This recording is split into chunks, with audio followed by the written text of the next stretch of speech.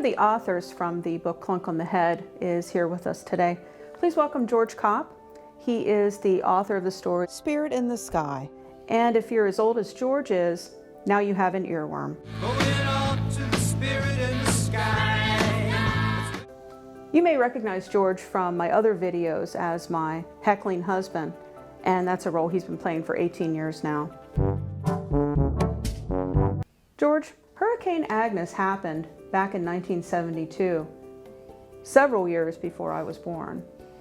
How high was the water? The water was very high. It rained for a couple days, and the place that had the biggest impact was my grandparents' place, where they had two banks, and they had a double-seated outhouse going across this bank. And the water was so high, which had been about 8 foot, that took that away. They had another 5 to 8 foot in their basement, so it was pretty much a mess all over town, but especially there. Yeah, a double-seater outhouse. That sounds downright homey. Better be comfortable with who you're with. So what happened after the storm? After the storm, a couple weeks later, I was visiting my grandmother, and her pastor had come by to visit her, and he had pictures that he had taken right after the storm had ended. There was weird cloud formations. Most of them were just pictures of these cloud formations, but one of the pictures was like you're almost inside the cloud. And the picture showed a man standing with his arms out. You could not see the face, and since I went to Catholic school, it was pretty much, what it looked like, what described to me as Ascension of Christ. It actually had a big impact on me to see something physical.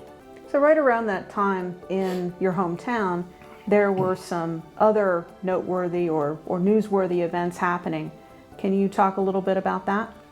Well, there was a Episcopalian church downtown that they were having services, and a young boy was looking up at the altar, and he saw in the tabernacle cloth what he thought was the face of Jesus. So he pointed out to his mother, and she agreed, and they pointed out to other people, and it got to the point where ABC News, the national news, came in and did a story on it. And once they did that, there was like a pilgrimage. There was people around the block for weeks that visiting the church. So how crowded was it?